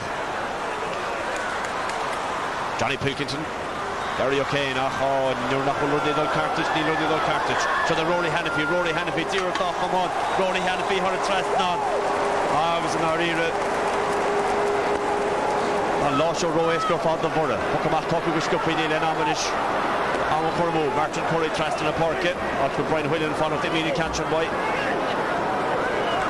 But the rest is Nigel Elliott. Past Lovig Nigel a leifsin go má. John Paul O'Mara, caught to John Paul O'Mara, nice chance he could have stopped. So that Gregory O'Kane, bit of a long post, Gregory Abula, hard to trust on, goal scored, Skippi Fotcha, like Dunloy, Dorrican Fotcha, Gregory O'Kane, and Dunloy, the post on cool as Dunloy. Well, coimmat maithe bhíonn sin agus cúlín an bhá agus Gregory O'Kane tá gá cúlín ó imad feite aige, 3 cúlín ó pucan is éire. Clíthe má imarthe aige ach níl dóhin den le roid ísealaigh dolisteach go dtí an lína lántatá. There's a bunch of shot Jared to Am West Wiener and a Himrory for Weimar. Himrory Jimmer Gamahan Yo Kehitan Cooper in a Hessens Mach.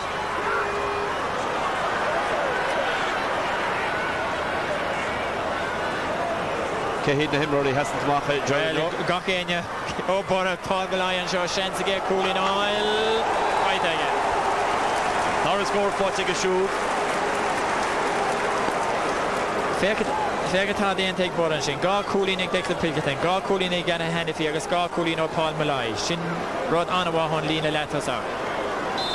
The sponsor she chuláid agus an neadóg séit an seo ag Seánie McMahon. Is Adam Liam Richmond adult in lower. Well, fair come on, because they were Joe Erashy Marlon cool, Brian Whelan and Lena let cooler for Donald Franks, Brian Whelan, Night Claffey or Yaus, Rory Hennessy or Yaus Ilon the park, Gary Hennessy, Selena Latrosak, Simon Whelan and mate score in a top fight take head, Declan Pilkington, Gok Anya at Edinburgh test to take a game at come on. Now ta Airtain take Sean McMullen Marlon cool ag Dunloy on here ta father yen of a sig Paddy McMullen Maliki Malai ta 4 Airtain ta go ach Neil Dohin den Lerodi sta Dolista Codina Netasa. Brian Whelan Bullichi Trastan August and Cole fought August Sheelan of Declan Pilkington up for a Cole as contestation Birr Faush or a log of Birr. A bit of Paul Malloy for a second much in the chat. She Declan Pilkington. Níráid leis an Coolbáid a Breher agus Declan Pilkington isteach go handtabige fad agus skippe isteach sa líon aige. Agus ná riire so go se tilteach mar bhí siad a bháid níos fearr ná dún lehéanne Gary Hennessy. The Paul Malloy bainte dé hiag Sean Mullen. But Rashi Malloy reach Farrata Trish go lower Ebriana, which is Conny Roy the Gahin Magara, for Walish, Rashka Stephen Brown, Kolchik Stephen Brown, Nigel Elliott, Harpa Gobergo Crew, Job Blocker Shimplish, Tarn Fat Natal Colum Gokin, Jared Tashanam Raw Bader, Kehe left the Himmer. Well, Tasha got on a yakar in the end of new, mar an Irngolea Tasha Comashin. Okay. Is docus a Kedlan or a Vian Cleha Cotton Golor, got Gary Hennessy in and different small Kedlan. Well, Kinsa Hookshot thrower or host of Cliffe, Visha on Efforts on there, Big Gary O'Kane, Lech, Glech, Lahi Gunakshi, and once there, President Nome, there is Fiona Honic Maliki Malloy Stacher, Hiroshanonic Maliki Malloy, Gregor O'Kane, there's a book series, they should put our trust like if Neil Arnock come about in his fire for a Florida score.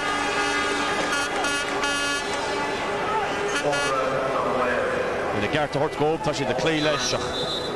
Near Rashid Magalor, I guess Chanel left the Himmerhead, Gary Hennessy, captain for you. And Zaham Blood took it again. All scored fighting on Immer, took a lower score in the Crohe again. Jackerty and down Crohe in Rory Bunlahe. Nigel Elliott. Uncle Paddy McMullen. McMullen thrust in the parket. Through Eamon McKee, he caught again Eamon McKee. Rory Hannafy, Gary O'Kane again Riordo. Johnny Pickens to Corlehe, Johnny Pickens Q1 to Darla, Rory Shalla Dennis again down in the set. Paul Malloy, Talloch number to learn up the right, it should be a hard team leaner. This is toch a Jerry Chesworth would shot and Jacob Padjoma report. Well, Nilian Gaulish in you, okay, and in the Tiger and Bark. Fair in your tight train all for the Fortnite, fair and steel him, Tiger Gora. Tashide Cor Fiol soon of Pedja, if I mean you.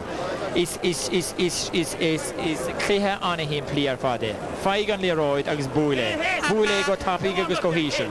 Agus Norvishe being on Leroy again in Ella, Kuristakan and Comedan and Comani Stock, Agus Van and Slitaruha, Agus Norayan to a Bule, Fanataloon, Nosaner, Bule got happy, Agus choking the score.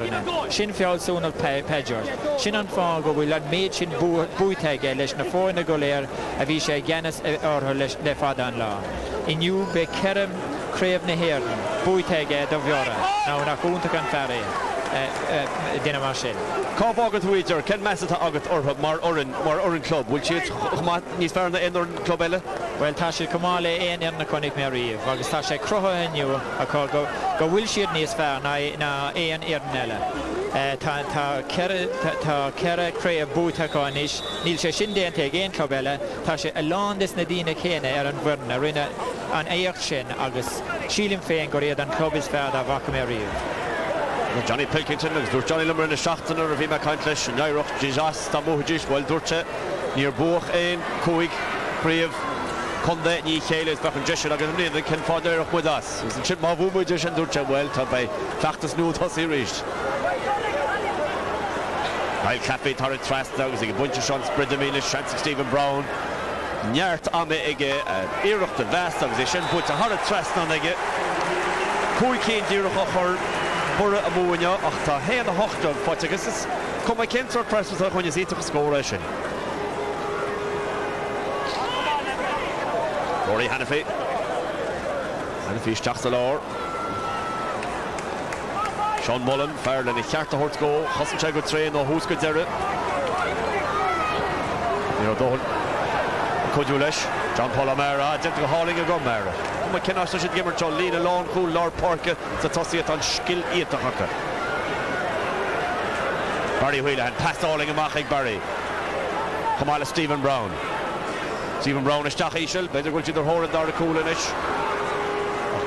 Fidle Sean Mullen is op in die Eurolond daar de koeltje naar al. Korte sin imach ag cúdú leis tá meile céim aláid. Tar a hosog amach bus isteach an sin ar Gary Hannafy níor nar úr nánig Hannafy. Barry Wheelahan is féch ceach a minic a rich cliff with the vín from Leroy ag Barry Wheelahan. Tá lán déanta Barry Wheelahan. Ní búlann sé roiad ach búlann sé tugann sé do ceantas na himróréile tá ar éan féin. Anna ibar a dhéanamh ige ó hús an cluthe. Chantig Brian Merson, beidir, dar is górálig a siút a síse, but nach cuiildíoch a lár na parke. Is I búilte ige, ach an tamtra I búilte ar jeisige, dar íir a chósa múine. Ach is cummal a siút, is cummal a bhora, tá taction déntacha, tá nóméid go ambreise im ríteo hagan. Tá réitor Seánie McMahon, in a gestin is, ach fannach leis adóg dearnach sin, is leis an lócad starúlan seo. Thorn Tommy Moore, Príomh amán an a glob búilte ag gapar úr de bhora, tá si de mulla héin, ribh seo, bhí si de Bláán Rí, bhí si de Gary Croke, bhí si de Shamrogach, bhí si de mulla héin inis, tá de Colm an Gocin, beidir goil chance dúrnach I dúnla hí ar chúl. Fegar sin, John Paul O'Mara. Nuair tá máslí mar Brian Wheelahan is insin na gimmar cleat, tá se socha is céine. Fáte reis ag mo Gocin rís, isteach sa lár, blocail ag Johnny Pilkington. Liam Richmond, pass to Colm an Gocin. For a right and Rory Hannafy. Watching Gary O'Kane. Gary O'Kane fought the talon. Harris Croke in. Barry Wheelahan fire of learn the porky couple of seconds of it. He put the trust in the porky shoot. Got Declan Pilkington. With a Damien McMullen gemacht, so she fought to Rashik Declan. Block also at McMullen. Arch killing a shoot. Kojo Shearer, she fought to Rashik.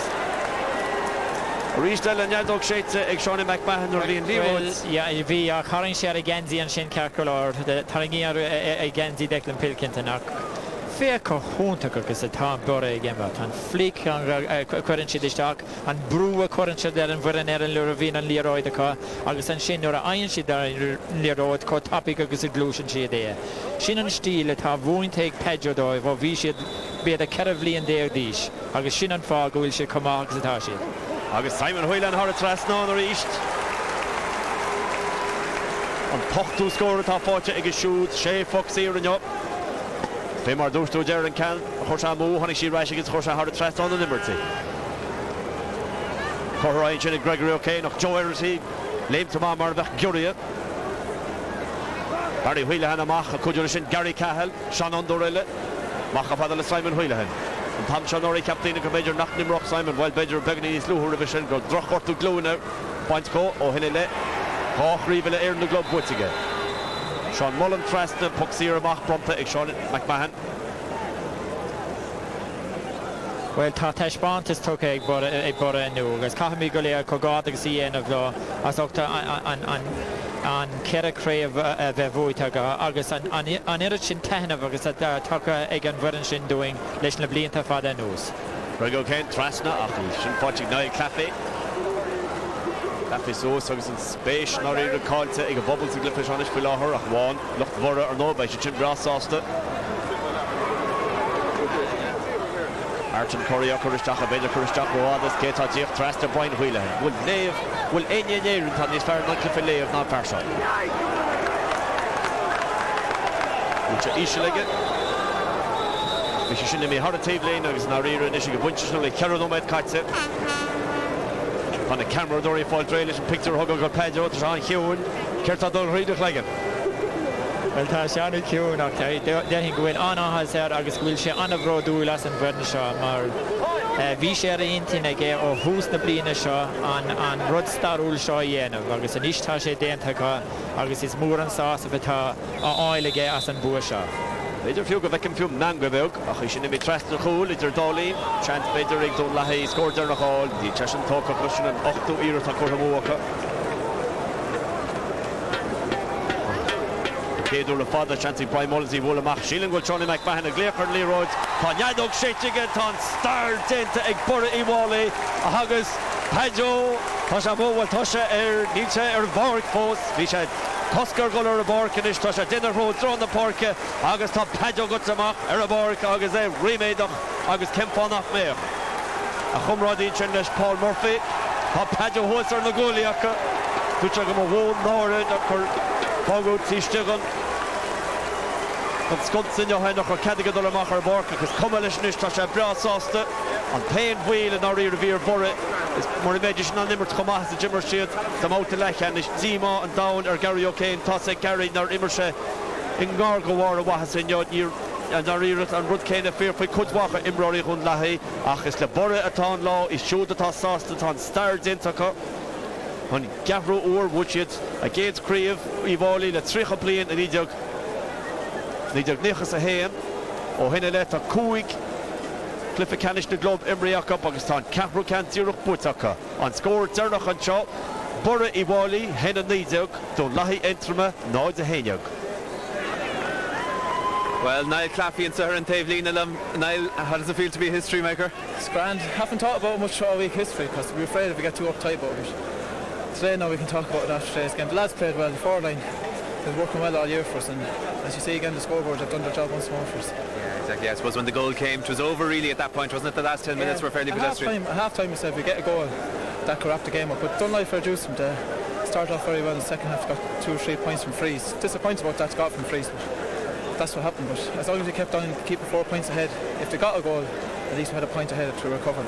Your own forwards, as you say, played very well, but Dunloy Grady here in the sideline was making the point that your half back line, of which you of course were a very important part, managed to hold the Dunloy half forward line, and I think Gregory O'Kane was the only one who scored from that half forward line. So I mean, you did your job, whereas your own half forward line scored 6 points from play. That's what we do really, the backs. As long as we just man mark, that's what we try and do in the back line, and just get up the field. We don't matter how it gets up. Ground hurling is the way we play our hurling. So once we clear it on the ground, it gets up to the lads a bit quicker, pressure's off us, it's easier.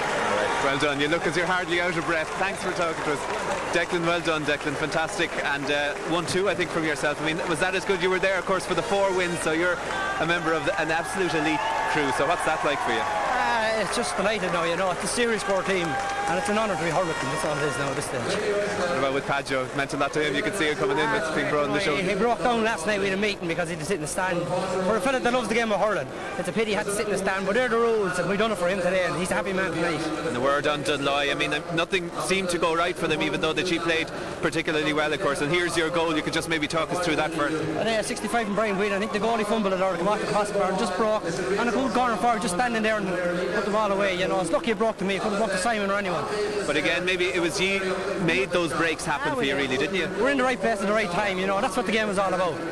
Maybe to say to Dunloy, I mean, they will be back, of course, for another day, but maybe a step or two off the pace today. You feel sorry for Dunloy, but that's sport. You got to be cruel to be kind, and that's sport. You know, we're a class team, and it's no disappointing for them to be beaten by a great sport team. And if we're not in it, or there's no club team from Rockley, I'd love to see Dunloy win in All Ireland. Okay, enjoy the night and the week, Declan. Gormagan.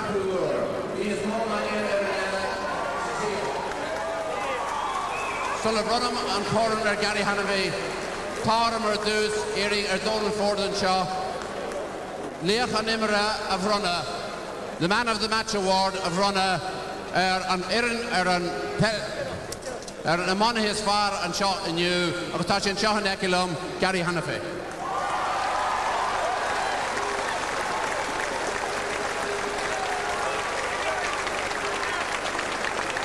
Agus Nish, Pogardigus le Padjo Whelan, agus Paul Murphy, agus Imrory, Bjorra and Shaw. Agus Tugan Shana, agus Dominish, and Corn, Hamashi Warga of Runner or Gary Hanami.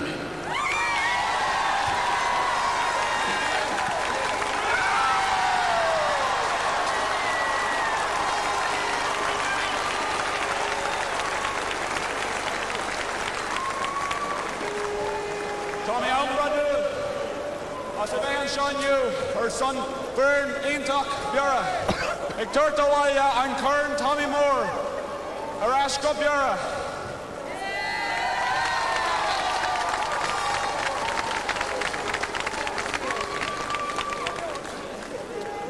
First of all, I'd like to thank my fellow players for the effort put in. It's been a long, long road, lads, but it's worth it now. Lanzarote, here we come.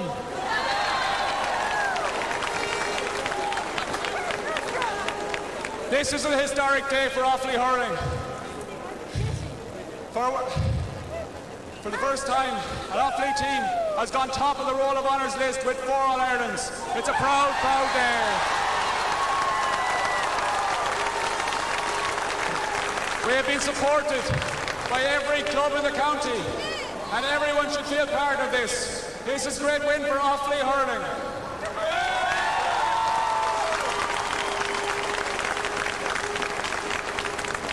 It's a credit to the GAA and the AIB banks that they promote this great competition that allows us to represent our parish on the national stage.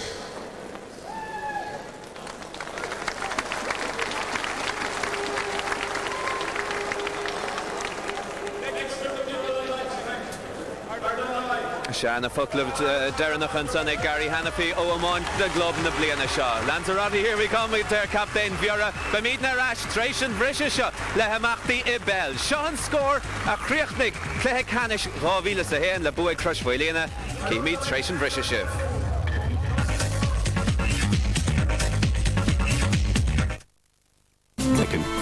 The last word in Birr. Don't just watch the game. Examine it. The Irish Examiner. Take a closer look.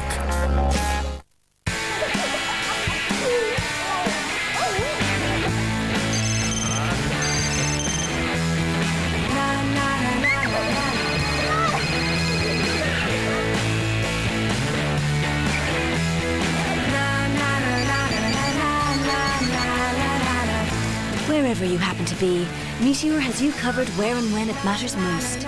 Call into your local Meteor outlet to find out how you can get a lot more with Meteor. Who do you think you are?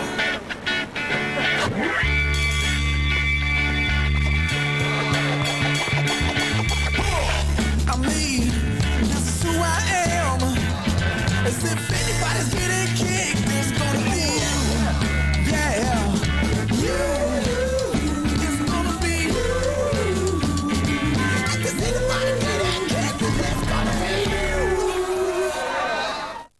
I've got a blocked nose and pressure around my eyes, all the signs of a cold. I don't think it's a cold. I think it's blocked sinuses. Try non-drowsy Sudafed tablets. Don't just watch the game. Examine it. The Irish Examiner. Take a closer look.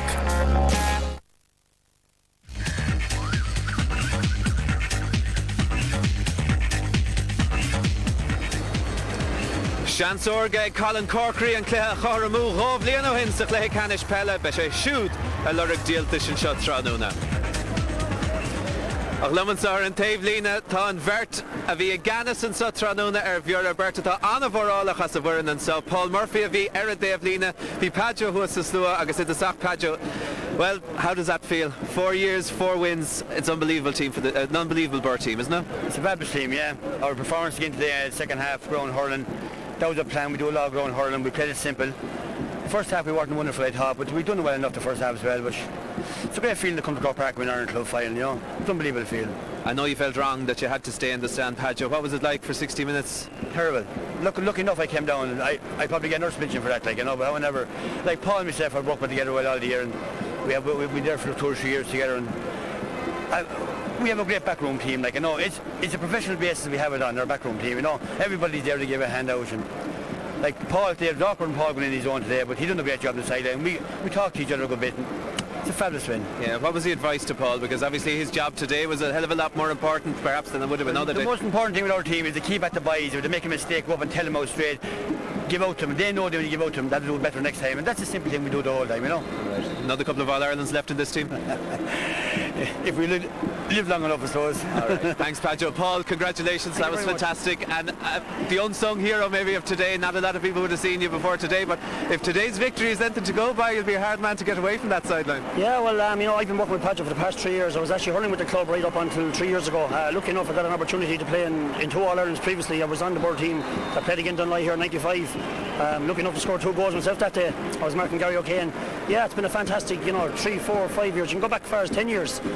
It's like it's been a merry-go-round, really. We've had highs, we've had lows, but we've always bounced back, and I think today proved that we are the best team in the club, in the country. Absolutely. I mean, there's probably not a lot of inter-county teams that get the better of this Birr team. It's incredible, really, that such a talented bunch came together at one particular time, isn't it? Yes, definitely. I think if you travel Ireland, I don't think you would find a club anywhere, not in Tipperary or in Cork or in Kilkenny, in the big strong counties, where you would actually find 7 or 8 county players playing under one team. So in that terms, we are unique. What is it that motivates Birr above any other side in the country to come back year after year after year and get better and better, it seems? Yeah, well, this is a question that people have been asking for the last 8 or 9 years, but what a lot of people from the outside don't understand is that we went 20 years without winning a single county championship. From 1971 right up to 91, we won nothing. And I remember as a youngster going down and see some great Birr hurlers, guys who were on the Offaly team, fantastic hurlers that never even have a county medal. So once we got the first taste in 91, once we won our first county final, we're always hungry. We want to keep winning, and make no mistake, we'll be going for 5 in a row this year in Offaly. Absolutely. And I mean, do you think now at this stage, do you think any of these guys are going to say, we've done enough now, we're going to give it a miss and give the young fellas a chance? Well, actually, I just spoke to Gary Cattell there, and I just asked him that question because this time last year he said he was retiring, but we coaxed him over it, and I don't think anyone's going to retire. All right. Congratulations, Paul. Gurmagad das Lartling agus Muintanavas and the Oliver will Inish Tommy Kandiru Stocker.